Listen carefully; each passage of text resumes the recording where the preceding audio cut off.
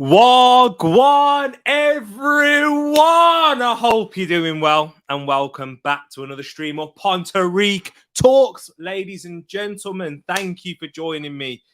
I'm glad to be back. I am so sorry for this week. That's the first thing I need to do. I did say I was going to do a Manchester City versus PSG game. I wasn't very well, I was also on holiday from work this week. So that's why I did an earlier show on the Monday. And then I was thinking, maybe do something on Tuesday. I can't. But yeah, I thought maybe do something on Tuesday. But Tuesday night, I wasn't feeling very well. I had a really bad migraine. And Wednesday, apologies for that, people. Apologies for letting you down. But you know what? You know who isn't going to let you down? It's this guy right here, Edmin. How you doing, bro? Good. Not too bad. Good evening, everyone. Oh, good evening. Good evening. And happy... I'm sorry. Do you know when you got like air stuck in your throat? One sec. Sorry. Good evening, everyone. And happy Friday. Happy Friday to you, Ed. How you feeling? Yeah. I always love a Friday. It's my favourite day of the week. Oh, exactly. Same here. And I won't be working Fridays anymore, people. So get ready for a lot of content being pumped out on Fridays. Yeah, okay. You hold him to that, people. Hold him to that. Hold me to that. But let's get into the comments. Let's talk to the people. Let's not talk to myself. No how. 4 likes and the stream doesn't start for another 30 minutes. T has YouTube locked down. How many likes are we on now, people? I know we've got 3 people watching so far all on YouTube. So if you are new, hit that subscribe button and hit the like button as well. It does help a lot.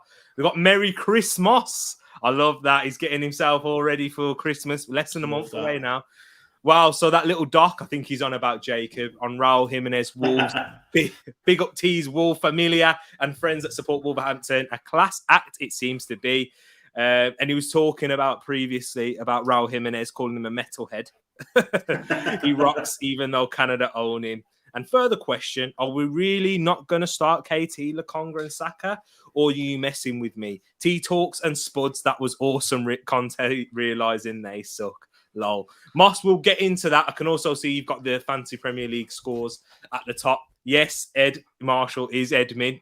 And yes, so we are the regulars all at the top there. So yeah, people, if you are new, and then come and join our Fantasy Premier League, and the code is in the description below. So yeah, go check that out if you are interested. We've got Tish, Merry Christmas. She loves it as well. Yes, TTF. We've got Westford. Westford in the building. Hello, Westford. I hope you're doing well. It's the first time I've seen you in the live, but I hope you're doing good. I hope you and Mr. W are doing well. They're Arsenal fans as well, Ed. So, yeah, we're going to get an Arsenal invasion. And listen to her. Smash the like button, people. Edmin, your mic is a bit low. Is it? Is that any better?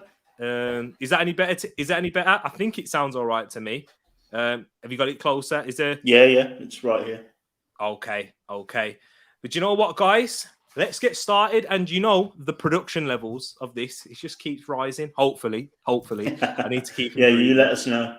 Let us know if you do like it. I did try making an improvement in the previous review. So I'm hopefully adding on to that right now. Let me know your thoughts, people. But here we are, bringing up a slide. Don't worry, Edmin will still bring his stats. So, yes. And let's talk about this first game then, Ed.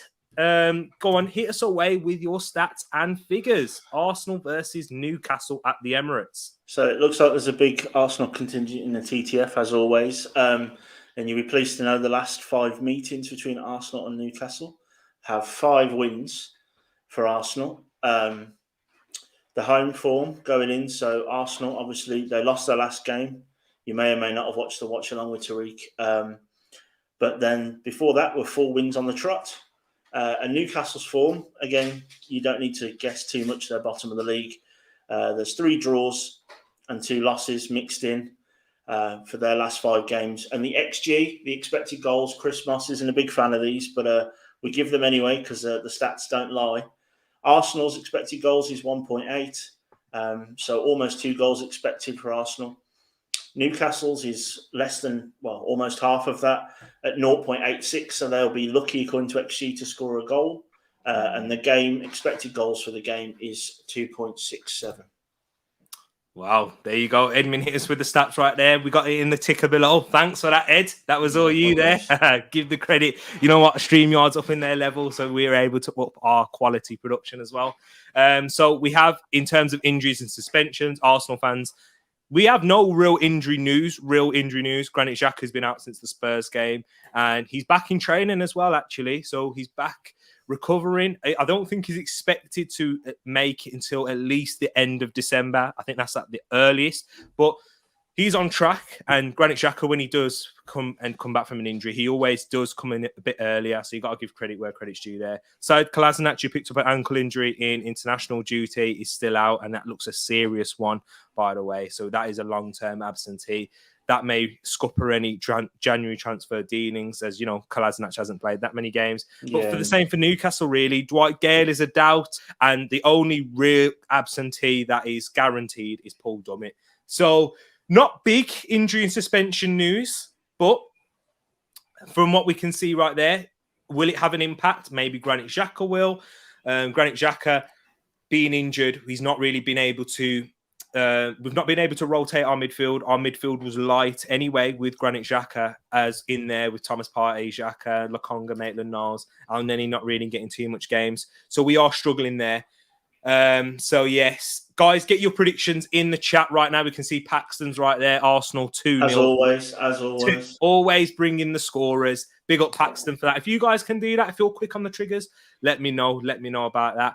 Also, it's nice to see hello to Wesber's friend here and Mr. W. Hope it is a good show. Let me know your thoughts afterwards in the comments as well.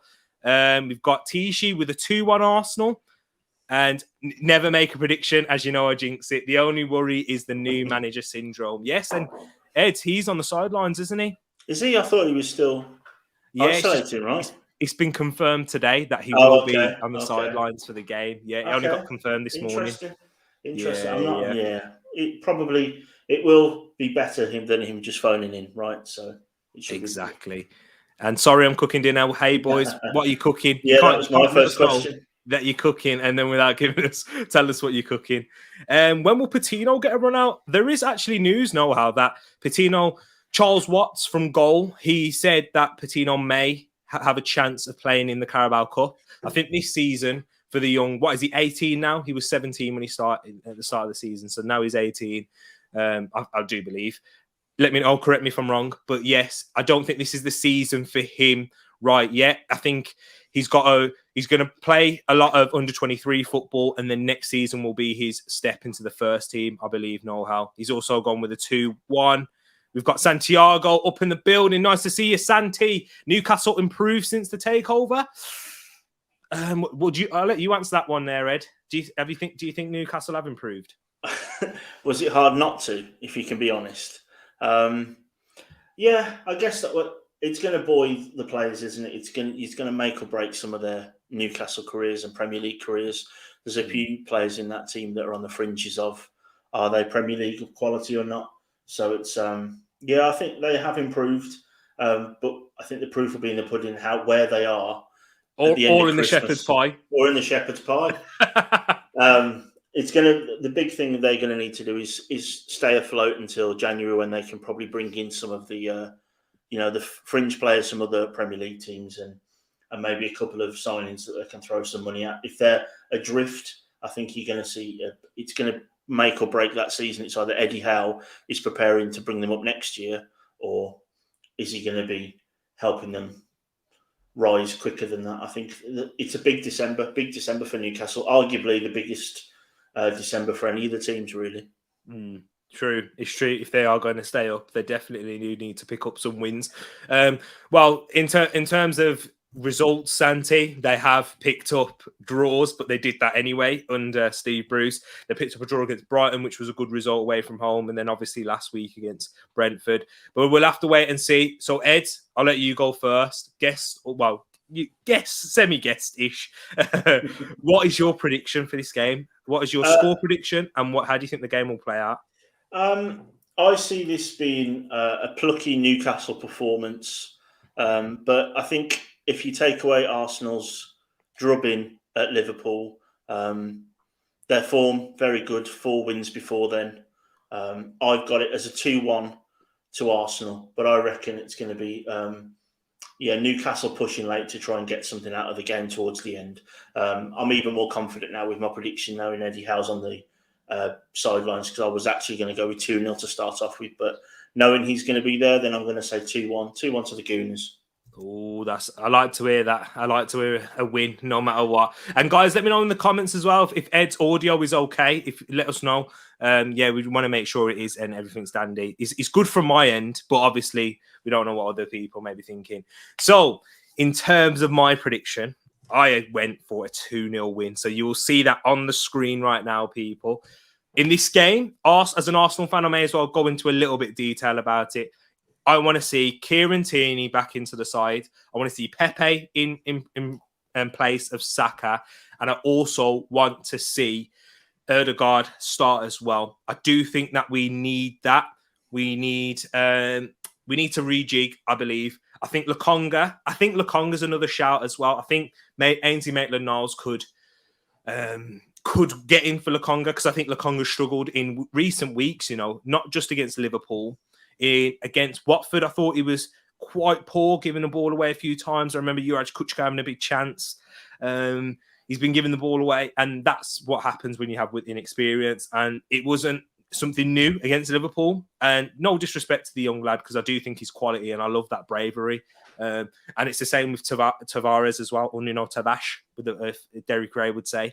So yeah, I think it's going to be interesting to see what Arteta does go with. I do think he will make changes. I do think Kieran Tierney will be back in.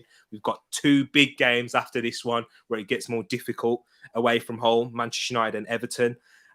So yeah, going to be interesting. I've gone for a 2-0 win. I think Pepe will have an impact in this one. This is the kind of game. He'll be frustrating, but he'll eventually get there. So yes, people, thank you for that. Guys, get your predictions in as well if you haven't already. Yeah, I know it looks as though that everyone's saying Arsenal win, and 2-1 was the overriding score. So the TTF are siding with me. Well, TTF, I don't blame you, because as you saw last week's results, I might try and get them up on screen at some point to let you guys know. TTF, if you are new here, TTF, get your predictions in. Ed will average them out, and then the winner at the end will get a prize. And do you know what? Because I'm bottom, I don't mind saying this. If you want me or Ed finish bottom, forfeit. All right? You okay with that? I'm even saying that now whilst I'm at the bottom. So let's spice it up. Look at Jay. Every week. I know. He's trying to trigger me. Jay, what's happening, my bro? I'm going to stay on you. He's a Crystal Palace fan, by the way, people. So I will interesting to hear your predictions for later. So let's go on into the next game, and that is Crystal Palace versus Aston Villa at Selhurst Park. Stevie G second game. Patrick Vieira at home. Ed, just a quick one, just a quick question.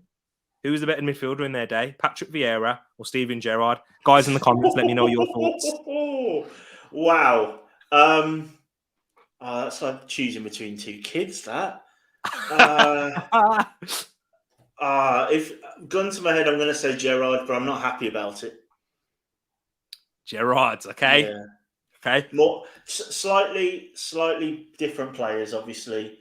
Slightly different eras as well. Let's not forget sort of Stevie G coming in towards the middle to back end of Vieira's era. I'm going to say Stevie D. I think he just, he won the Champions League for a start. Had a more elongated career at the top, so to speak. But yeah, I would be happy to have either one of those in a midfield Premier League all 11 ever. But that's a hard one. I like that one. That's a good. I came up with that one in Richie's stream, so I thought I'd bring that into this one. Interesting. Obviously, I'm going to go for Vieira, but that's with bias. The fact that it's close, I've got to always edge Vieira over me.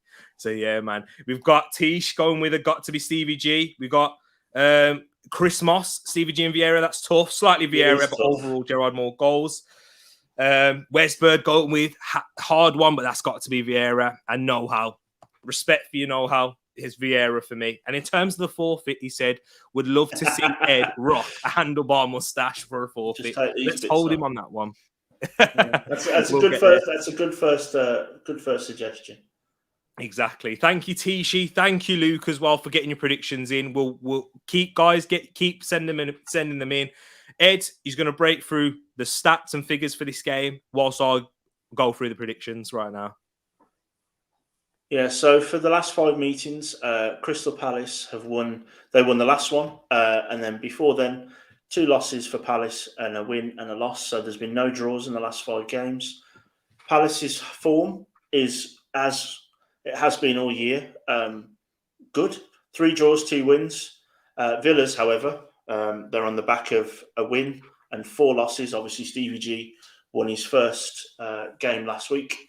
And back to the expected goals, we've got 1.47 for Palace, Villa 1.18, and the game is expected, according to the Boffins, to have 2.5 goals in it. So, Moss, that might be one for you about it's one of your bets for both teams scoring, maybe. There you go. In terms of the predictions that we've had so far, Wes Bird has really tipped it over the edge now. She's gone with a 2-1 win. And with the others, I think the Palace contingency with Luke and Jay have tipped it to be Palace so far. Guys, keep getting them in because we've got a couple of draws. Tish went for a Villa win. If you can get more Villa wins in there, it'll make it more difficult for Ed to work out. But in terms of injuries, Eze, I've not put him in because he's back. And guys, Palace, that's going to be amazing for you. Eze being back. Is he going to get a game? That'll be interesting. I don't think he'll start. I think it'll be a while until Eze starts starting games again from that long-term Achilles injury. But Nathan Ferguson is still out. It's still too soon for him, and he's early into his rehab. With Villa, though, Bertrand Traore and Trezeguet are out. So not too many injuries as well. Which is quite interesting coming into this point of the year because this is when the injuries start to tally up, don't they, Ed? So, yeah, it will make for an interesting game. Palace being in good form, as Ed was saying, picking up wins and some draws in there as well. Villa, new manager bounce. Could that happen? In terms of predictions, Ed, I'll also let you go first. I'll let you go first on all of them today. So okay. So I'm going based on the fact that I think Palace are in better form. Yep. Arguably the better team currently. Eze being back as well is a big one. Probably off the bench for this game.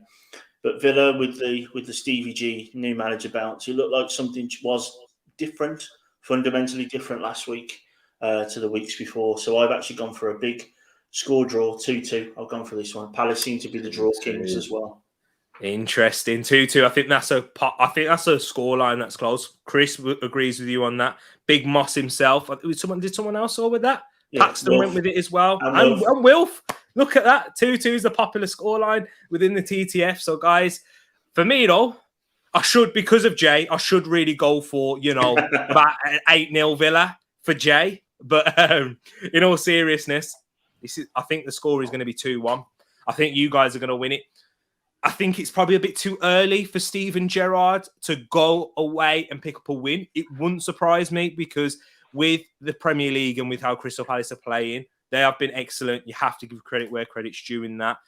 But consistency is a hard thing to do in the Premier League. We've seen it even at the top, even if you're challenging for European positions. So I do think that they will get this one. And I think they will creep over the line with this, with a 2-1 win. A draw, I was tempted to go for a draw, but had to go for something different because I am so far behind TTF. I need to catch a swerve. You're swerving right now. I'm swerving, yeah. So I've gone for a Crystal Palace win. Come on, Conor Gallagher. Fancy Premier League again. And so, yeah. No. 8-0 Palace, I said. But, yeah, in terms of that, Vieira or Gerrard question. Good question. Vieira or Gerrard question, who will make their club eventually first? Vieira to Gunners or Gerrard to Liverpool? What happens first? Guys, let me know your thoughts in the comments. What do you think, Ed? I think the Gerrard to Liverpool seems inevitable. If he's a success at Villa, it might be a nice transition after Klopp. Liverpool have got a history of doing that with their players. Kenny Dalglish, of course, being the case in point, Graham Souness, etc. But so I think the Gerrard to Liverpool one seems like destiny. Vieira to the Gunners that I guess depends on whether Vieira can step up his game to be an Arsenal manager, if that makes sense. Because I think with the Gerrard to Liverpool, there's a little bit more of the local boy link there, which I think helps that. So I think of the more likely Gerrard to Liverpool, but Vieira is he's borderline manager of the year already. If he was carrying on like this, being his first big job.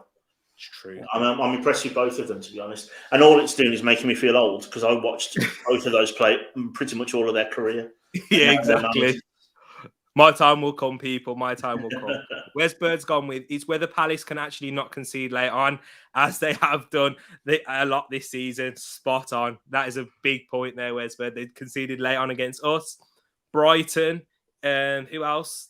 I'm sure there was other games that I can't think of off the top of my head, but I know us and Brighton definitely. All I know is they beat Wolves. Yeah, well, yeah, that was an awful performance. But once again, it goes back to inconsistencies. Mm-hmm. So, yeah, Moss saying Gerrard stepped up his game. Know-how, big one there. I'm not a fan of Gerrard as manager. For me, the Scottish League is just not a test. We'll find out know-how, I think, now. Yeah, this season's the acid test, I think. And he didn't do much in Europe in terms of the Europa League. And in terms of that question, I will go into Ed's answer that brilliantly. So if you could take Vieira today, would you? It's tough. No. I'm going to go with no. I'm going to go with no. I'm going to lean with no. And it's... do you know why? I don't know. Yeah, I think it's too early. And it is I think it's too early to make that jump. And yeah, I wouldn't do it, but I wouldn't do it just yet. We'll get there at the end of the season. Yeah. So Wes Bird, I agree. This is what the TTF does. We have sense over here. So yeah. I agree with that. Guys, let me know your thoughts. Wilf, Moss in particular, any other Arsenal fans, Palace fans? Do you think I'm deluded thinking that? I wouldn't do it. I think Ed's pushed me towards that. But yeah, we spent a long time on this one. We enjoyed that, people. Let's go into the next one. Liverpool versus Southampton. Ed, Min, hit us away with the stats and figures for this game at Anfield against Liverpool's B-side. Yeah, pretty much. The feeder club on Football Manager. Last 5 meetings between Liverpool and Southampton have got 4 wins for Liverpool and 1 win for Southampton. The home form, so Liverpool, we've got 3 wins, obviously on the back of the Arsenal win and the win before that. In the win in the week in the Champions League, a loss and a draw. Obviously, that loss was against West Ham. And then Southampton's form, where they're coming on the back of a loss last week to Norwich, 2 wins, a loss and a draw. Now, the XG, I think Liverpool and Man City are both drawn with the highest XG expected this week of 2.32 goals. Southampton are expected to score 1.19, and the game is just under expected to be 3 goals in the game of 2.92. There you go. And I remember that one win in particular where Ralph Hasenhüttl started crying after beating Liverpool. Do you remember that one, Ed, last season? I do. Very emotional. Yeah. Beating this Liverpool side. And there it is in the ticker. XG, home. There you go. So Liverpool expected to win this one. As everyone has gone into the chat. And in terms of score predictions, we've got a 3-0, 4-0. It's going down. Is anyone going to go for a 1-0? No. Paxton's gone there with Salah, Brace, Mane, Thiago, Redmond if he plays. There you go. Paxton, I'm hoping these what's it called? I forgot these. The fact that you can see the visuals, the visual aspect will help you in terms of that. See who's able to play and who's not. So yes, and that will help you pick your goal scorers. So for me, not for me. Wes Bird's also gone with the 4-1, agreeing with you there. Ed, what's your predictions for this game? I have gone for a Liverpool demolition. I don't think Southampton are very good. I'm not a fan of their keeper at all. The only thing that's good about him is I think he's my age, so he's making me feel slightly younger. I have gone for a 5-0 Liverpool win, and I think I'm being a little bit conservative. Wow. Something in me thinks that they're going to do more than that. Oh, Southampton do have previous though. Yeah, Manchester United, Leicester. They do. True. And Liverpool's starting to hit that form now, aren't they? Where you need to, if you're going to be champions in this league, this is where you need to pick up results. And Liverpool are looking impressive. See Thiago's goal in midweek. Oh, you could watch that all day and never get bored. Do you know how many times I watched it just to see if the ball bounced? Have you seen the ball hit like that? Have you seen a hit ball like that? I don't think I ever have. That's like, you can't even do that with a golf club, let alone a foot. Beautiful. And then Salah scores a scruffy-ish goal, but it's still that's Salah for you sometimes. Exactly. But in terms of the injuries, they do have Liverpool. I'm looking at the wrong screen. Sorry. Liverpool do have a lot of injuries. Firmino still out. Naby Keita's a doubt, but mainly out. Probably about 25% chance if I was to give a percentage. Harvey Elliott, Joel Gomez, and Curtis Jones, who picked up a serious eye injury in training as well. When I was reading up about this, and Jurgen Klopp spoke, and he said he was very, very lucky that he can see.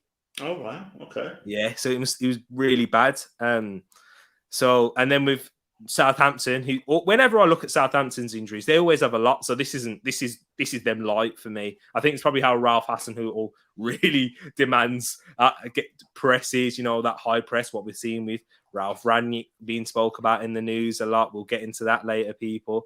Stuart Armstrong, Nathan Redmond, and Moussa Djenepo. For me, I have gone with a 3-0 win. I was going to go for a 4 or 5, but I think Liverpool will take their foot off the gas. They'll start making substitutions once they go 2-0 up, I believe, unless they blitz it in the first half, because this is where it gets tight now, and this is where you don't want to blow out too quickly, if you know what I mean. And I think this is where the likes of Salah will get substituted and those things, because it is that point in the season. So I've gone with a 3-0 victory. And let me go in the comments and then we'll move into the next one. He's my man. There's something we need to talk about later. Thiago Sweet. That was cool. That indoors once. But man, that is hard. You did that indoors. Fair play, Moss. Wish we scored goals like that. I know. Where's Bird? I looked at Arsenal's big chance creations, and we're 19th in the league. We're second bottom in terms of big chances created, because we've scored a lot of goals from set pieces, from individual errors. So yeah, interesting. Great to see Thiago finally do something. Oh, Man United fan coming in hot right there, people. Be careful. Be careful. But yeah, it's true, because he's been injured a lot though, hasn't he? But that was always his thing, wasn't it, Thiago? Exactly. We got Ferbs up in the building. United Ferbs. Bless up, Tereak Talks. Hope you're doing good. Ferbs. Nice to see you as well, man. And yeah, man, we'll get into the Man United one, so stick around if you can. Wolves proper ups, and that's depressing. I know. I'm sorry to bring that. What was better, that Thiago or Rodri smash? Thiago. Yeah, football purists. Yeah, football purists will say Thiago. And Rodri smash was good.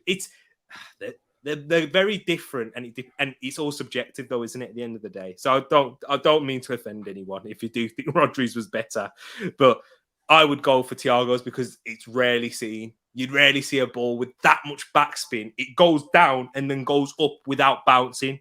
You do realise the ball doesn't bounce. It goes down and then up because of the amount of backspin. Beautiful. Need to desperately address that, definitely. And I think that comes from midfield in the summer. Edwin, that's a great doc. Cole Raoul. Did you see the documentary? I've not watched it yet. I've seen the trailer, and obviously it's been produced by Wolves as well, so it's good that it's been shared on free-to-air TV. I love it. Exactly. I'll watch it over the weekend. It's not long.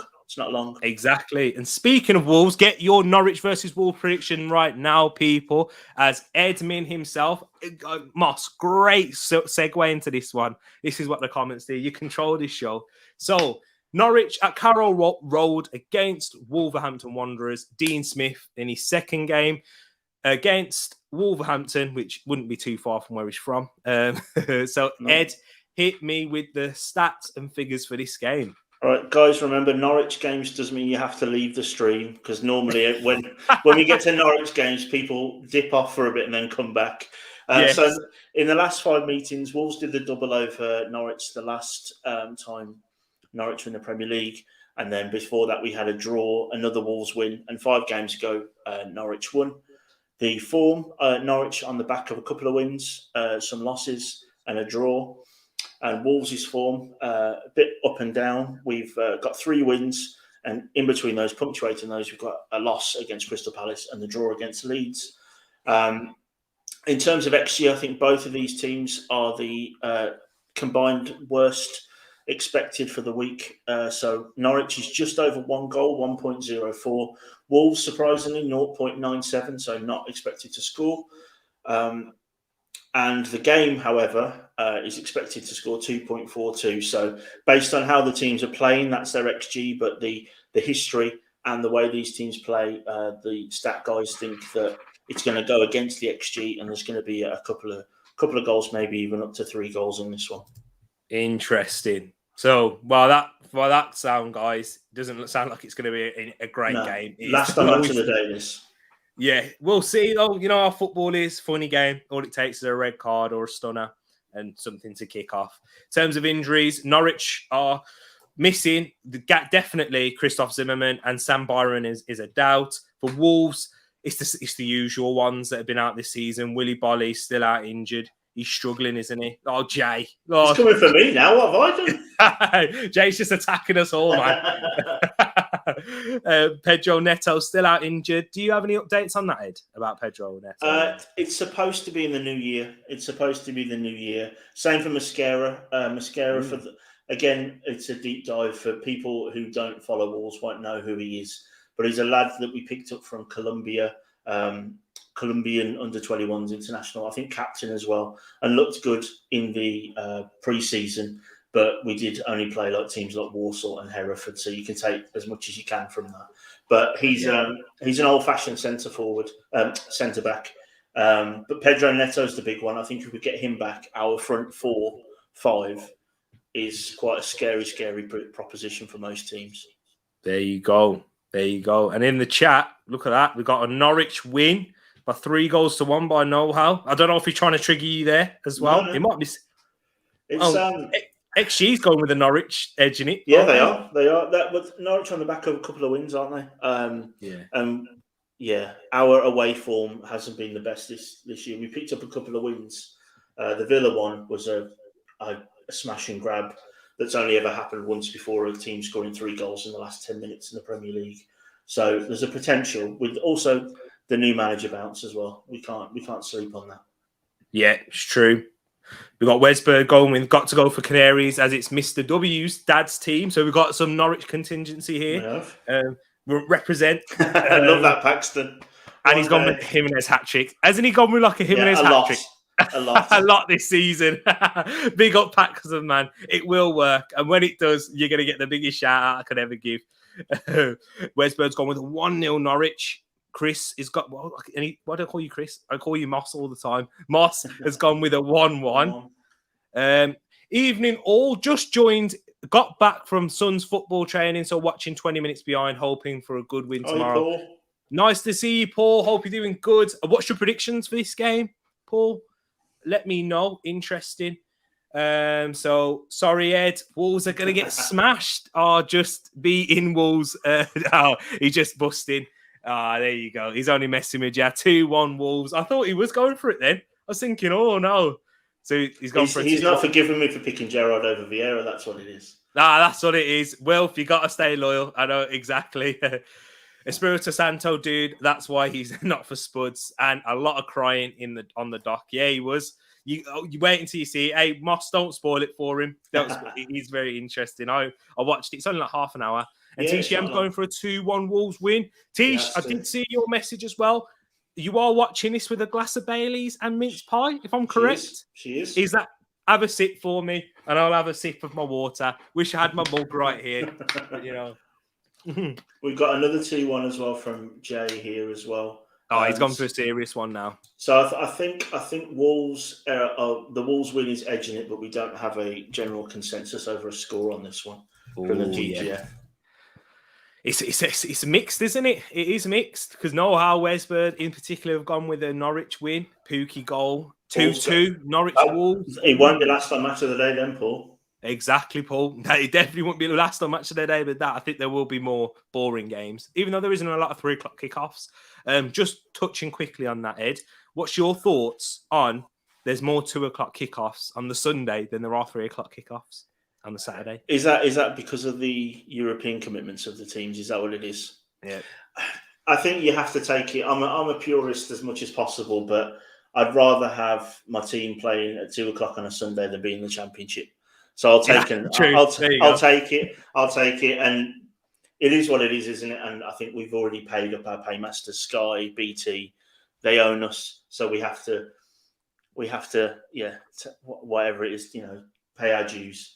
It's not great. It's not what I do. Sundays for me shouldn't be about football in particular. Maybe 1 or 2 games, and I'd rather more games on a Saturday. But if there's more football for us to watch, it's the reason we all love it, isn't it? That's why we've got people here watching us talk about it. Exactly. There you go. And can Smith save Norwich? I agree. I agree with you as well, Jay. I do think it will run out. The new manager, the bounce, it will stop bouncing. Almost never 3 p.m. here. That's true. Exactly. That's true. Could be worse. Could be 9 o'clock in the morning. Well, a 3 p.m. kickoff. That would be a bit mad for you. That'd be like 9 o'clock kickoff, wouldn't it, here or something like that? And listen to Westberg. Come on, guys, smash that like button. It really will help. Support the channel. I'm trying to get all puppy dog eyes and speech on you there as well. It does help the channel. It is only a small channel and we want to grow. Thank you very much, people, for showing your support already. And show your support if you are new by smashing that like button. In terms of predictions, because we spent long on this one as well, even longer than I thought. But, this is what we do. Waffle. We do. That's the predictions that we went for. Ed, explain yours. I'm thinking it's going to be a cagey game. Dean Smith hasn't got a great record against Wolves, so I'm going to stick my neck on the line, and I think this is a Jimenez winner in the second half. Ooh, Jimenez. Don Raul. I think Don Raul will score a brace. I do think there'll be more goals in it than XG showing. Yeah. Norwich defensively, I don't think Dean Smith can really coach a well-organised defence. And with the chances that Wolves have created this season, I do think in certain games you will blow and you will go bang. And this might be one of them. 3-1 is a good result away from home. Any win away from home in the Premier League is a decent result, even if it is Norwich. But yeah, man, I definitely think that you will win. And I've gone with a 3-1. I think Norwich may probably score Pookie Pen, something like that. Yeah, possibly. So yeah, because I do think Jose Sarr, even though he's done well in recent weeks, Jose Sarr, he always has a clanger in him for me, just from watching him play. And boys, you've broken Mr. W's heart. I'm sorry. Ed's a Wolves fan, so I can't break his heart, otherwise he may never come back. So yeah. I've gone with a 3-1. And into the next game, which I think is the final game on the Saturday, Brighton versus Leeds at the Amex Stadium. Interesting game right here. Graham Potter against Marcelo Bielsa. Ed, hit us away with the stats and figures for this game. So for this one, we have got, hang on, which game is it? Sorry, I'm lost. Brighton versus Leeds. Sorry, I know I mixed up the order a bit. You did, yeah. So the last 5 meetings, we've got 4 wins for Brighton and 1 win for Leeds. Their home form, so Brighton's home form is worse than it has been recently. We've got 3 losses and a couple of draws. Oof. So they've started very well, but the last 5 games aren't looking great. And then for Leeds, another up and down. Well, they've got 2 losses, 2 draws, and 1 win in the middle. The XG for this game is 1.3 for Brighton, 1.45 for Leeds. So the XG is edging Leeds just about, and 2.58 for the game. So just 2.5 goals is what they're expecting for this game. Interesting there. And that was interesting to hear about Brighton's home form being that poor recently. I know they lost to Man City recently, and then that draw to Newcastle was very poor in the end. But yeah, wow. Can't believe that. And Leeds are starting to pick up some form and starting to get some players back. As you see, that injury list is cutting down now. We've got Luke Ayling, who's out, Patrick Bamford, and Robin Koch. Yeah. So there we go for Leeds. And in terms of Brighton, Stephen Alzate and Danny Welbeck are back in training, but it's not. They're progressing well, according to Graham Potter, but this game comes too soon for them. And in this one, Ed, what's your predictions for this game? Whilst we've got other people. Well, before we do that, oh yeah, of course, I forgot. I forgot Jay. Noel's gone for a Brighton win. Brighton win for Paxton as well. 2-1. More paid Dunk and Rafinha. Brighton, in my humble but accurate opinion, Mr. W predicts 2-2. So we've got Wesbird with a 2, with a Brighton win, and Mr. W with a 2-2 draw. So interesting there. So it's Mr. W has gone for something different there. Well, apart from Jay, of course. But yeah, Brighton 2-0 versus, I'm guessing that's Leeds.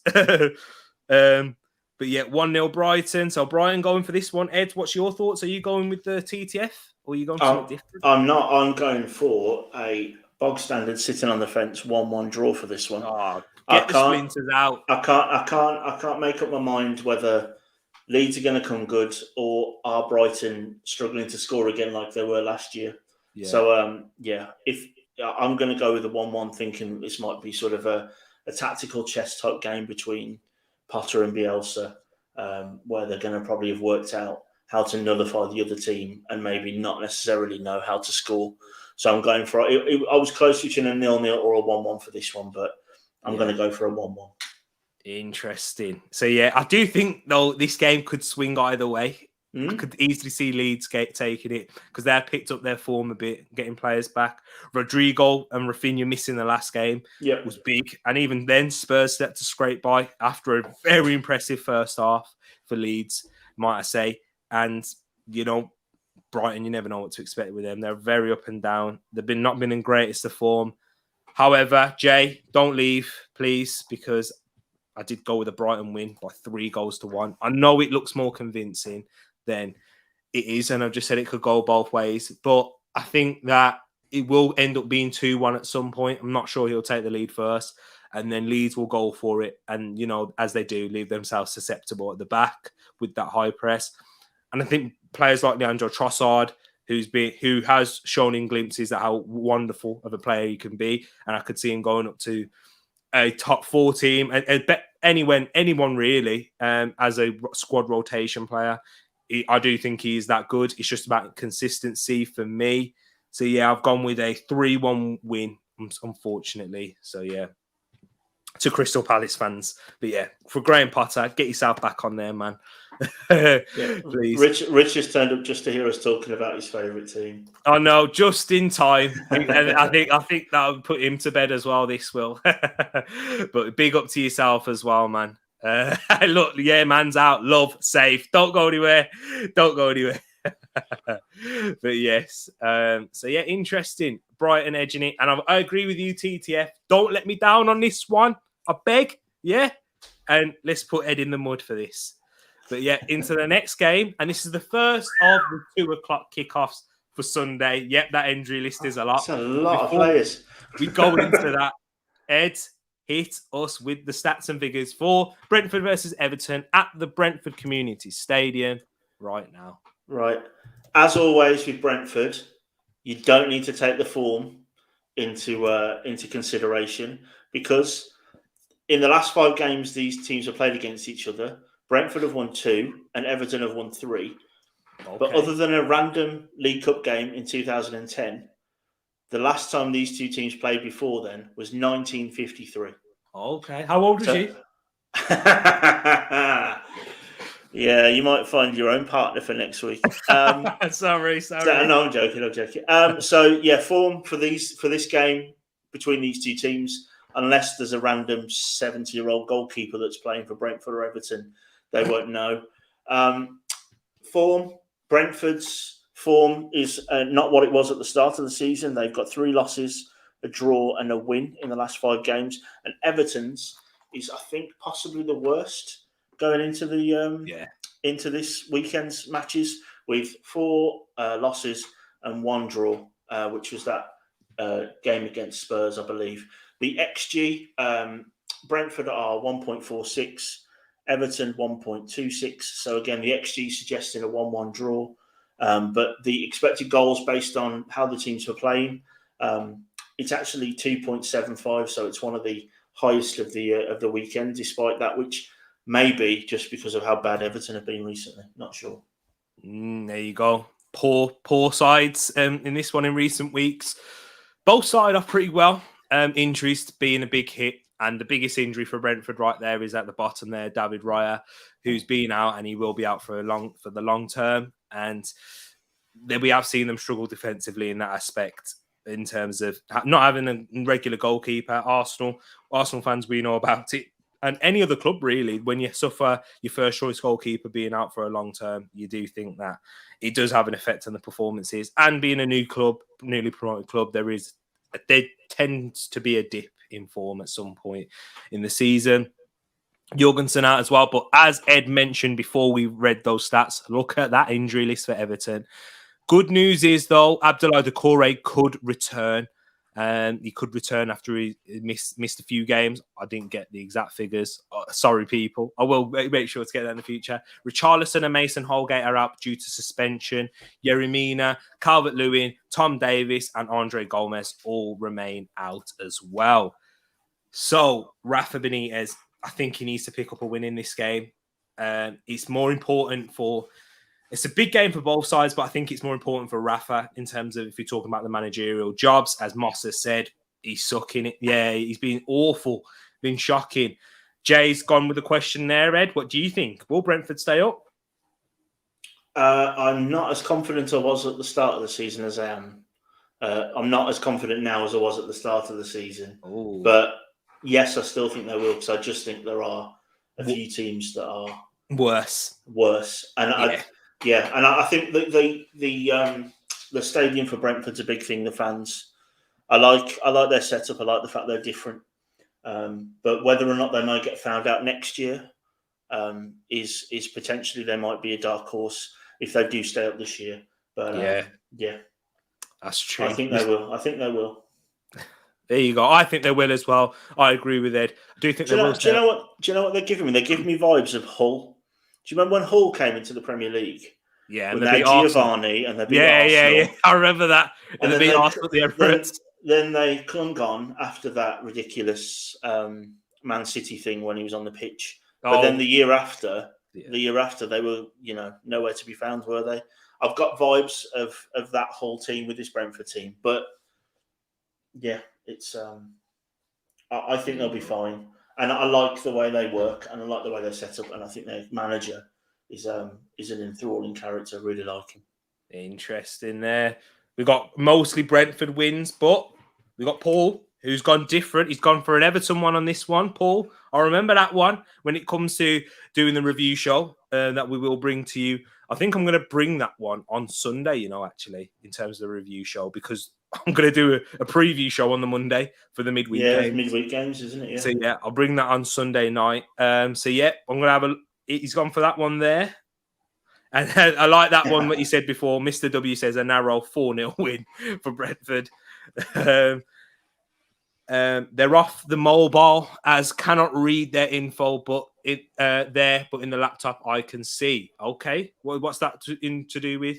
I think he means all this. I think he means he can see this better.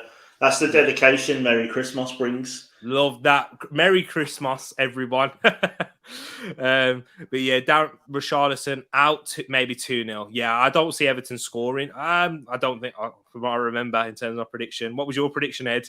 Well, my prediction was based on the fact that I didn't know some of these players weren't playing. I'll be honest, Moss, just like he's just said, I didn't know Richarlison wasn't playing. But I'm still comfortable. I've gone for a 1-1. I've gone for a 1-1.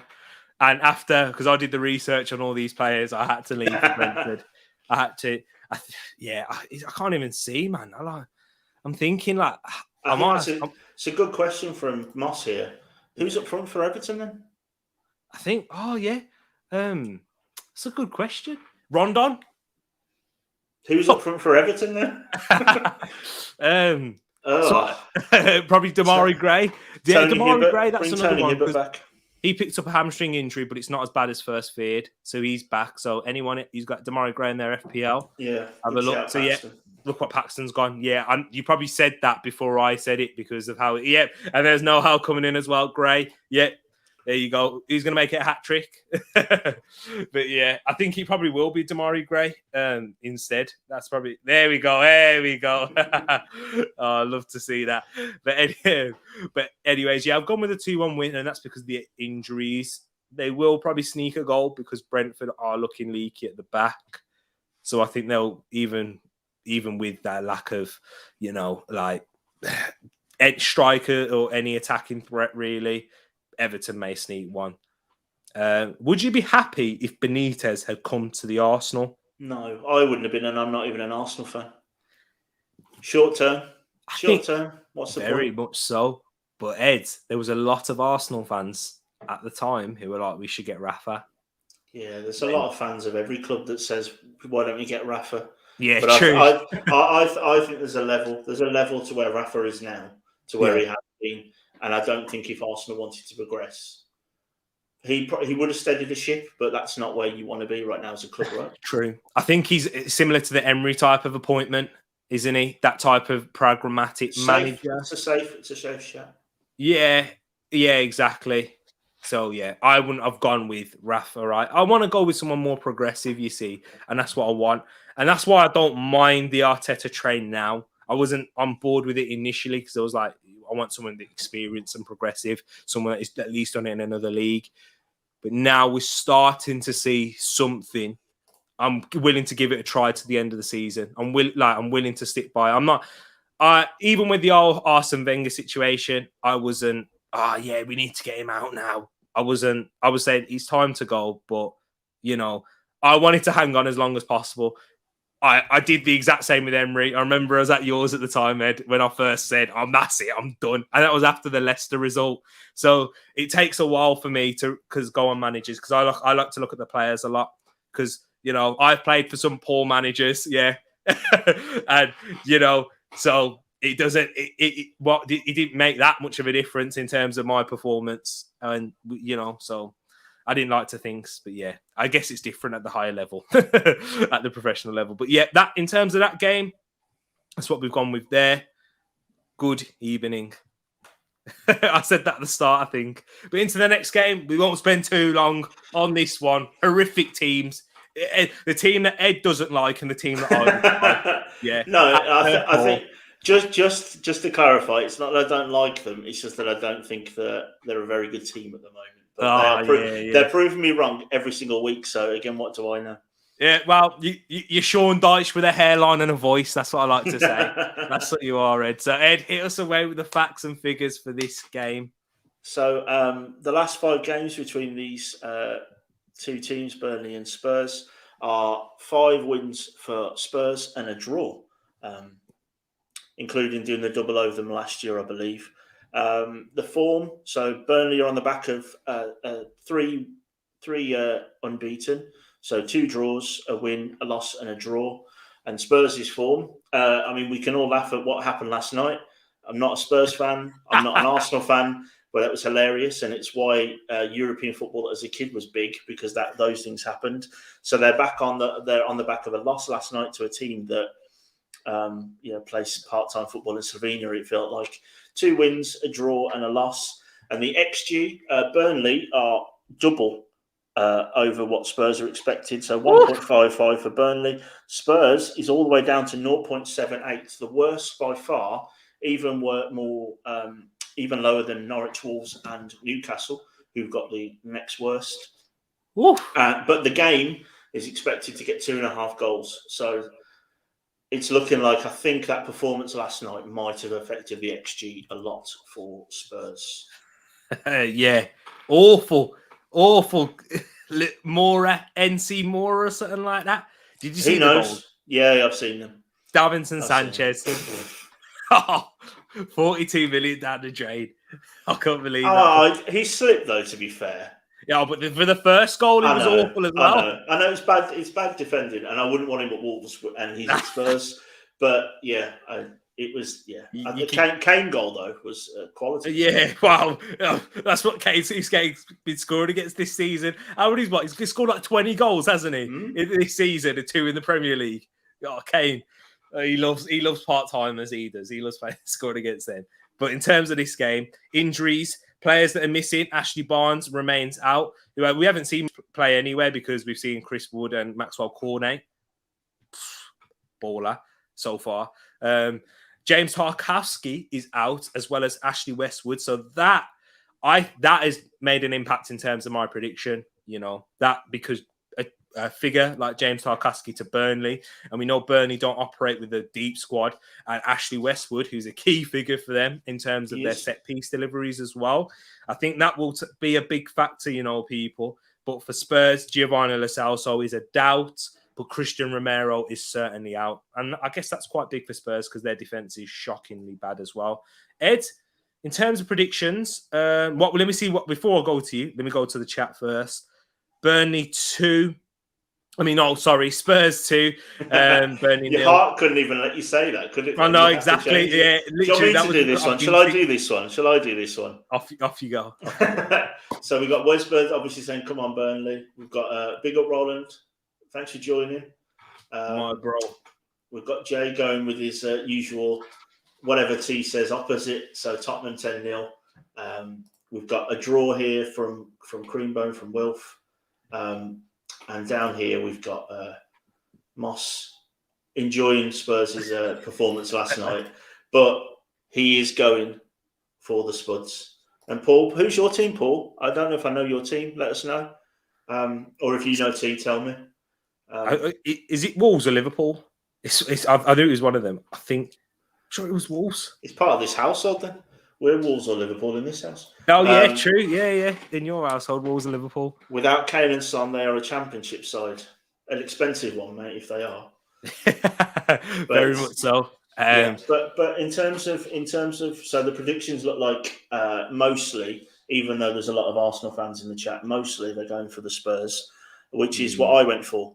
I've gone for a 2-1 Spurs win, based on the fact that I think last night Conte is going to give them a rocket and a half. Yeah. And we might not see any of those players again until after Christmas, potentially.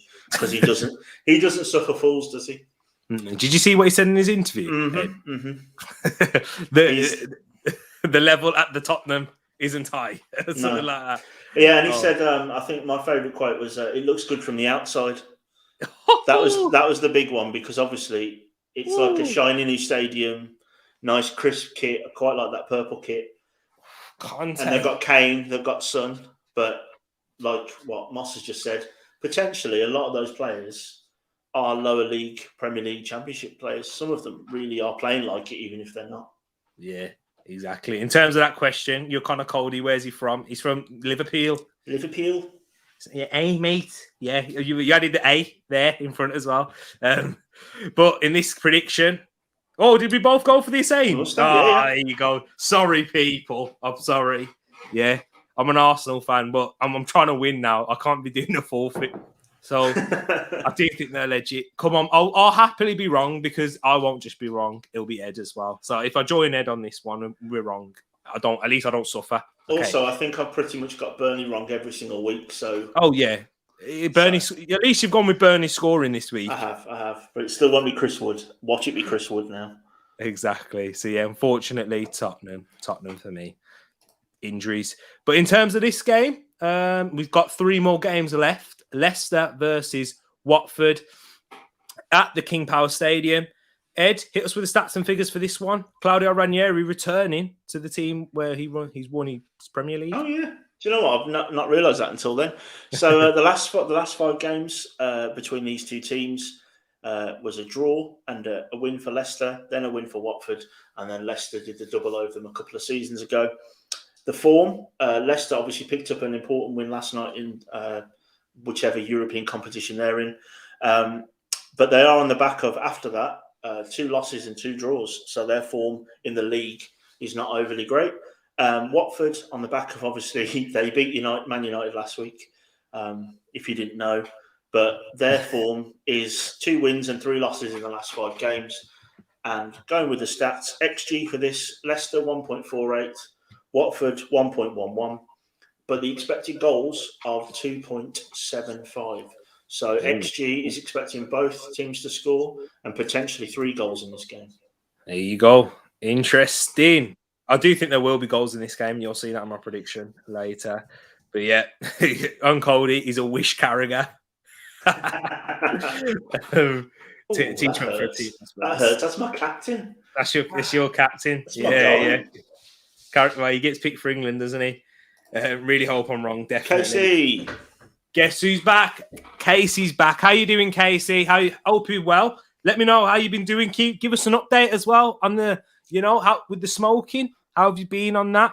It'll be very interesting. I hope you're doing well, Casey. Glad to have you on this Friday night. Yes, we are. So Paxton's gone with a 2-1 Leicester win. Vardy, Tielemans, Dennis, the Menace. I think Tielemans is out as well. I forgot to put that on. Yeah, he is definitely out.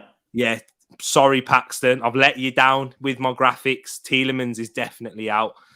BBC Sport, you've let me down. I'm shaming them. I'm naming them, shaming them. Yeah. Tielemans is definitely out. Apologies for their Paxton. And yeah, Sarr is out as well. So that's a big injury for them. Depends how Leicester recover after last night's fixture. Yeah, definitely. European football Thursday, Sunday isn't easy. Ed, whilst go through the rest of the prediction, what 3 teams do you think are going down? Norwich, Watford, and I went in one of your videos where we did the fans review the season so far. I said Leeds, and it's between Leeds or Burnley for me for the other one. Oh, that's difficult, man. I imagine Newcastle as well. I think it's going to be Norwich, Watford, Newcastle. I changed my mind. I said Newcastle will stay up, but I'm going to. That's off the bat. That's off the hot. Right off the head without really thinking too much. Yeah, just so you remember, you lost to Watford now. Oh yes, there you go. 2-2, interesting goals in there, which is what the XG said. Leicester's gone. Roland's gone with a 2-0 Leicester win. I can't read. Sorry, I'm losing it. And keep that up, man. Leicester C, 10.5 weeks without smoking and vaping. Well done, Love Casey. to see that, Paxton. Sub Tielemans for a Vardy brace. Nohal's gone with a 2-1 Watford win. Paul's gone for a 2-1 Leicester. Interesting. Tielemans and Sarr out, 2 best players out of the 11. So he's gone with 1-1. And Norwich, Watford, Newcastle. Okay. I don't think that's wrong either. I think there's a few teams you can sub in there for Newcastle. Yeah, exactly. I don't think we can say Newcastle. That's what I said at the start of the video, I think. Yeah, true. You did say that. So yes, in terms of predictions, have you gone with yours yet or no? No, I didn't. Okay. So for this game, I went for a 2-1 Leicester win. Yep. You've gone for a 2-1. And there you go, guys. I've gone with a 3-1. I had to go for something different. And Watford, you know what, they could pick up a win. I could see that happening, but I wasn't brave enough to go for it because I need to try and catch up on some points. I can't be cutting myself adrift too much if Leicester go and decide to go on a good run. Leicester have been poor. Watford, I do think they are an away side in the Premier League. How they're set up, they are perfectly away from home with the pace and their counter attack, the runners in midfield, and they're probably set up in a defensive block. So yeah. I've gone with a Leicester win, though. I think they'll probably build up on some form now. We've got Wilf, who's gone with Burnley, Norwich, Newcastle. Interesting. So he sees Burnley adding into that mix. Everyone's gone with Norwich. It's mainly between Burnley, Newcastle, and Watford, really, isn't it? No one's gone for anyone else. So yeah, interesting, guys. I'm going to hold you to these ones, yeah. We've got a lot. He chops and changes every week, so it might be good to do one at the in February after February after the winter window closes. Let's see where we're going.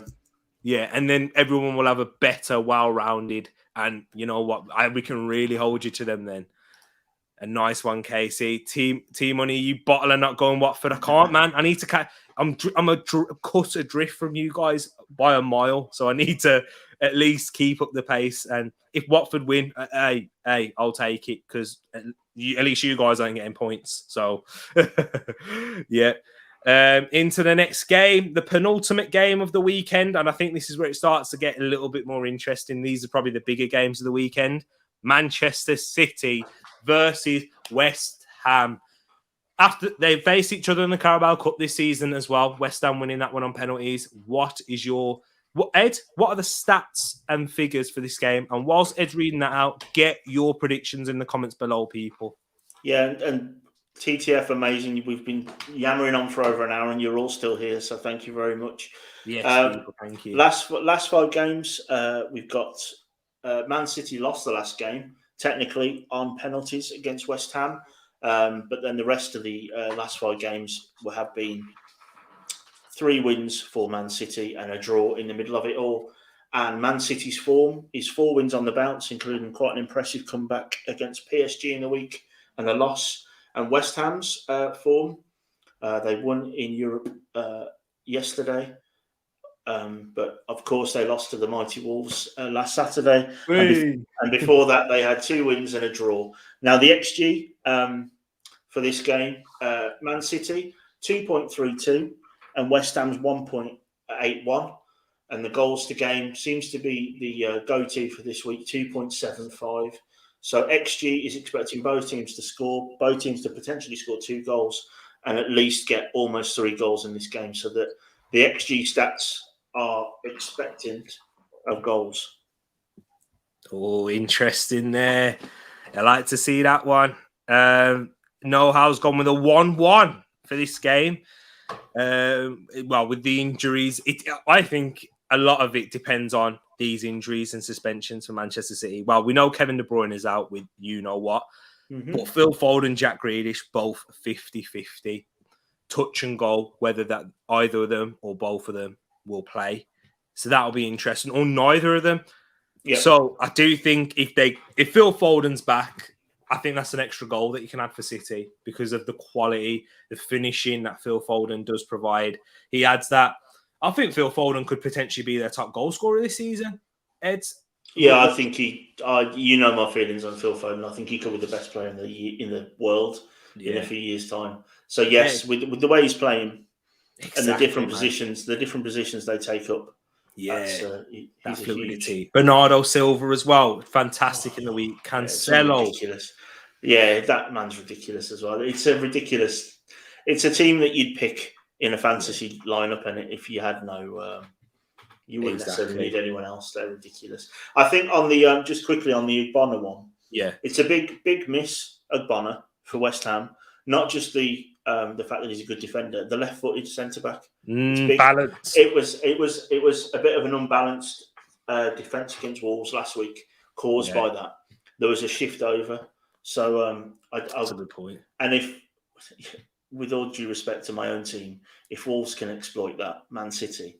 Yeah, and especially with the press, that's what you've got to remember. With a press, I don't think West Ham with David Moyes, they don't really like try and pass out the back. But any time that there is, they'll let the ball go to whoever the left-sided centre back is, which Zuma that may be.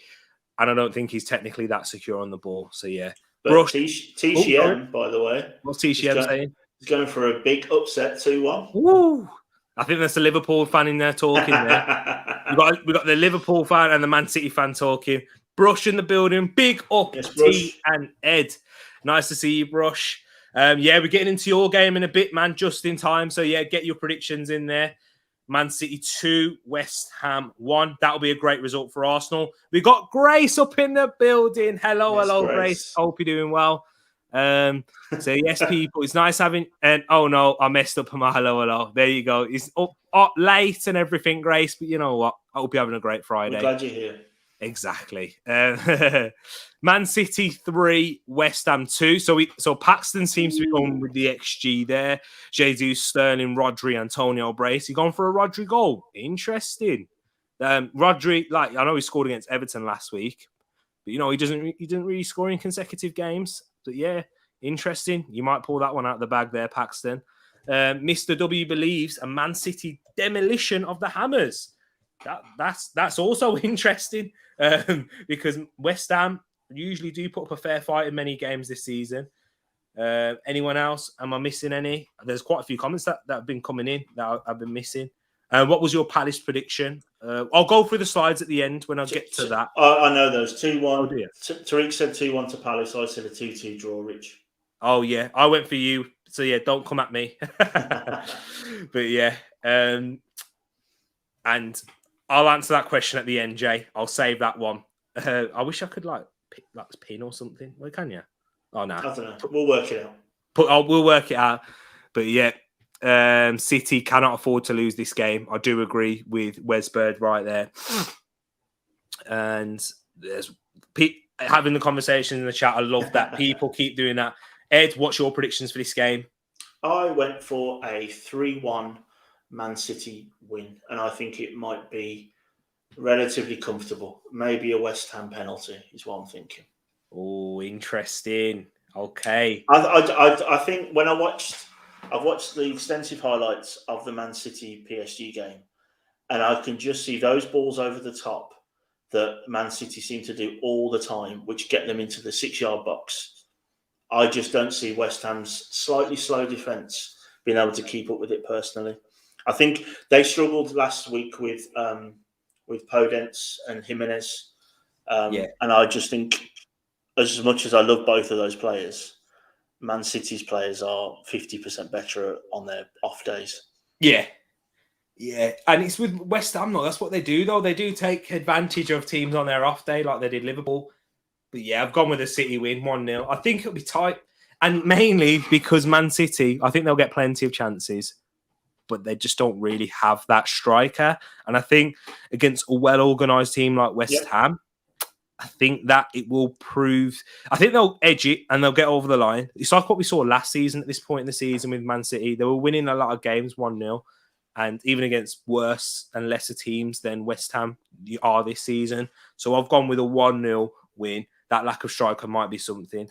On this one, though, as well, you've got sort of David Moyes, as I call him, because he's resurrected his career. So it's cool. There is a potential that Man City will struggle to break them down in the first half, and West Ham will get buoyed by that. So that I could see that happening. I'm not brave enough to say West Ham would win. I've gone for a 3-1 Man City win because this could all be blown out of the water if they get a Sterling tap-in from 3 yards like they like to do. But I think if it gets to 0-0 at half-time, I don't rule out West Ham causing an upset like TCM said. Definitely. Yeah. So, yeah, it is possible. T-shirt, you're the brave one in there. Yeah, Paul's gone with a 3-1 Man City win and Arsenal into 4th place. I hope you're right. I hope you are right. That's probably another reason why I've gone with the Man City win. And Brush has got Ben Rama and Antonio in his FPL team. Brave holding on to Ben Rama still. No, a lot of people have taken Ben Rama out. And you know what, Brush? You have been brave in a way, slightly, because you're I like you and that. I hope it works out for you. But yeah, I'll take 3-2. And then Antonio and Ben Rama scoring, because I've got Antonio in mind, but can't see a City, beyond the City victory. I agree with that one. That's fair. As Wes Bird has said, more likes, people. Yes, please, guys. If you can hit that like button as soon as you enter, it will be greatly appreciated. And thank you to everyone for your support already. Munzi Talks, he's gone with United will draw this. I'm guessing he's saying West Ham United. Interesting there. Ask your bro-in-law to pop onto Munzi Talks. His time is a lot more sensitive than mine, even. So yeah, we'll have to try and work something out on that there, Munzi. But yeah, appreciate that. We've stopped talking about City's defense though, and that scares me. Oh yeah, true. The City defensively have been solid. That's why I went for a clean sheet, and I don't think they would. And I don't think that's what. Well, I don't think it will. They will get tested as much, maybe from set pieces. Hopefully, that West Ham goal. That is every fan of FPL every week. They've got 2 random players that they hope. I hope so and so takes a corner and someone nods it in, even if they lose. That's what I'm like. Exactly. And Moss, get rid of Jesus. No point playing Pep Guardiola with Jesus. He's worth too much. Yeah, it's true. It's true. Pep roulette. It's not worth it for Jesus. It's not worth it for Jesus. It's not worth it. Yeah, exactly. Oh man. But yes, people, that's now into the final game, the big game in a weekend. Thank you to everyone for staying on beyond an hour and 15 minutes in. and we've still got 12 people. Thank you so much for everyone. Ed, hit me for the facts and figures for the game of the weekend. Chelsea versus Manchester United. So, last 5 meetings between these two teams, we've got 2 draws last season, or the last 2 times they played, a win for Chelsea and 2 wins for Man United. Chelsea's form is an incredible last 5 games, 4 wins and a draw in the middle. And Man United's, they're obviously on the back of a win in the Champions League this week under Michael Carrick. Then 2 losses, a draw and a win. And the XG for this one, it's the biggest overall for the game. Chelsea, 1.94, so almost expected to score at least 2 goals. And Man United are up at 1.53. But the game itself has got the highest by quite some distance, expecting 3.33 goals in this game. So XG is expecting goals. There you go. XG is expecting goals. And in terms of the injury front, this is what we have on screen. Ben Chilwell is out with a knee injury. A minimum of 6 weeks. He may have to have surgery. So that's quite a big one. FPL fans, get Ben Chilwell out of yours right now. January, the list is back. So get him out now. Save yourself. Might even be worth taking the -4. Yeah, it may be because you'll get the what's it called soon? The wild card. And you've got your double game week next week to get it back. Exactly. Mateo Kovacic is out as well. And N'Golo Conte is a doubt. So there's 2 big midfielders. So who's going to partner Jorginho in the middle? That'll be interesting to see. For Manchester United, their list is worse. Harry Maguire out with suspension. Some Man United fans may see that as a blessing rather than a curse with his form at the moment. Rafael Varane, that's definitely not a blessing being out alongside Paul Pogba, Luke Shaw, Fred and Edinson Cavani. So Luke Shaw is a doubt because of his head injury. Fred, a doubt because he picked up a knock in midweek. And Edinson Cavani, this game may be too soon for him to return. So Ed, how do you see this game? Big comment there from Know-How, I think. The fact that none of those outs worry him as a Man United fan says a lot about how they're going. But to answer your question, how do I see this game going? I think those outs do worry me, and I'm not a Man United fan, to be honest. Not fussed how they do. I think the Premier League's better when they do well, but it's not to say that I haven't enjoyed the last few years. But I think that Chelsea they're going to bully Man United in this game. I think Chelsea's form, somehow they're under the radar, but they're playing amazing and do really well. Maguire being out, Varane being out, does that mean the centre-backs are going to be Lindelof and Bailly? Yeah, Lindelof and Bailly at the back. I wish I'd added an extra goal onto my Chelsea team, and Chelsea scored when I said this. Fred being out, so we're talking that's Matic in the middle? Or are we going to go Donny van der Beek maybe? I think he might play Donny. Oh, I don't know. He played Donny in the 10 in midweek. He did, yeah. So it might be Matic and McTominay.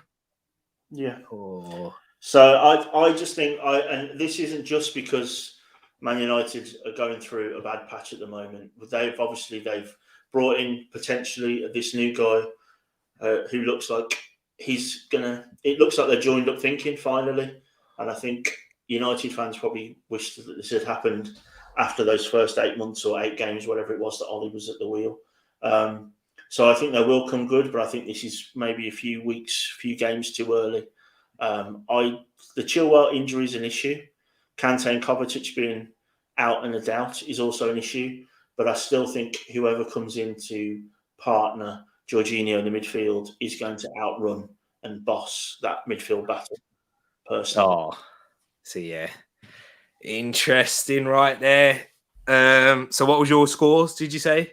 I went for, I think, if we go back up, I think I've gone for exactly the same as TCM, Creambo and Wilf, and I think Wesbird also. I've gone for 3-1 to Chelsea. And now I've seen some of those outs, maybe I should have gone 3-0 like you did. Yes, exactly. I've gone for a 3-0. I don't see Man United scoring. Chelsea, guys, the best defensive record in the league. Yeah. Sorry, Manchester United scored 1 goal against Watford. So they're not going away to Stamford Bridge and scoring for me. That is beyond. And who knows what's going to happen with Ralph Ragnick. And what's your thoughts on that, Ed? Do you know much about him? He seems to me like the equivalent of when United brought in Henrik Larsson. You'd heard about him, you'd watched him do really well in other leagues and other places, and you wanted to know, is it going to work? So it's big. What I think is good for them is that he's obviously happy with the interim to then move into the director of football. It seems like he's joined up thinking. What it shouldn't have taken is the last season and a half under Ollie, with him playing, getting the boys back together and having this free-for-all of a season. So I think it's better than Ollie, isn't it? Let's be honest. Yeah. And that's not a dig at Ollie. That's not a dig at Man United. It's better. It's objectively better. And Brush, I think, has got a very good point here. The favourable fixtures going into Christmas, they really do. I think if you look at who they've got, it's a lot of the bottom 6, 7, which could be a perfect time. Could be the perfect time for someone new to come in and start implementing things. So I think that's a big shout. Yeah, it's true. It's good timing, and if you can, and it's there's not too much. I think there's pressure at any game at Manchester United, but the fact that Ralph Ragnick is going to be coming in, and it's going to be a building process. And I think Manchester United fans, there are a lot of them that are wise enough. I know we get a lot that that sound out a lot, but that's what happens when you're big clubs with big fan bases. But yeah, he will get the time from the fans and even from the faithful at the stadium. So yeah, eventually, wish they could have waited until after we played and to make the change. It'll probably be his first game, and it won't. I don't think it'll make too much of a difference in terms of how we approach that game, though, Wesbird. So yeah, I think it'll be interesting, and I will be doing a prediction on that one. We'll be going into. I'll be doing that one. I don't know if Ed might be able to join me. He might be a bit busy, but I'll be here anyway, definitely. So people, yeah, I've gone for a 3-0 win. Chelsea to do it. Even Lukaku to come off. I'm just looking through the comments. I think everyone has gone for Chelsea. I can't see any Man United fans who've made a prediction. Oh, Paxton has gone for a 1-1 here as well, but he's admitted to be a little biased. But this might be a perfect game for Ronaldo, for CR7 to turn up and cause some damage. And just to cover off some of the things that I've spotted, Moss, you have done all the predictions. We've got them all. And Tereak went for a 2-0 Arsenal win, and I went for a 2-1 Arsenal win. So both of you boys here are going for an Arsenal win. There you go. Thank you very much, people. And that's the show wrapped up. It's a long one tonight. Thank you for everyone who stayed. As throughout, we had great numbers throughout. Thank you so much, people. Make sure that you do get in the comments below. Drop a comment. That will be much appreciated because it does help with the algorithm. It's doing my research. So yes, and also we've just jumped in the nick of time. Tereak, why are you having no faith in the Red Devils? Henk, you know why. As Arsenal fans, we can't do that. But yeah, man, they've been awful. But nice to see you, Henk, man. I've missed you, man. I ain't seen you for a bit. But yeah, we need to dead this wheel talk. That word gives me PTSD. I've removed it from my vocabulary. We have now. And look at that. Edmin, you're amazing. Great show. Thank you, lads. Appreciate it, people. Jay, you are going mad. Sancho in your FPL. Yeah, you are. That's craziness. You might as well get Chilwell in. He's injured. But yes, people, don't forget, jump in the comments below. It will be very much appreciated. Thank you once again. Thank you, Ed, for joining me as well. No I do appreciate that, man. Always adding nice bit of admin helps a lot with making these shows work, because these shows, by the way, people, they take more preparation, you see, and then the watch alongs do, because the watch alongs are a bit more chilled, and then you just go off of what the game goes, and you know what? Thank you so much, Ed. And you know what? We wouldn't be doing this if it weren't for you guys. So thank you so much for your help and all your support. And I hope that you've enjoyed it. In the comments, let me know what you liked. And if you have any more suggestions, that you want to add. Not that suggestion. Fix the sidekick. Love that, Will. But yeah, if you have any more suggestions, people, just let me know. Let me know your thoughts. I'd be very much appreciated, because you guys, I want to create the best content for you. And you know what? We're a family here. This is what Tereak talks about. We've got plenty of different fans up in here mingling, and that's what it's about. We have our own fan channels that we go to, but you know what? It's nice to build a family type of connection here, and that's what I really enjoy. So thank you very much, people. I am out. Just to let you know, I know I went on a long monologue there. Tomorrow, watch along for the Arsenal-Newcastle game for 12:30. I will be doing that at 12 o'clock. I'm going to be setting up the stream now. After this, actually, I'm going to have some food, and then I'm going to set up the stream. And then the next one after that will be Sunday evening for the Chelsea-Manchester United game. I haven't had a trim. I wasn't able to have a trim. So, yeah, I'll show you my hair from Wednesday onwards. For the Man United-Arsenal game. For the Man United-Arsenal, I will show you my hair then. Thank you very much, people. Once again, appreciate that. And I hope you enjoy the rest of your Friday, whatever you're doing. I hope you have a good one. And you know what? If you do, have a drink to me. And if you don't, have some water for me as well, because I drink water. So, yeah. Take care, people. Have a good one, and peace.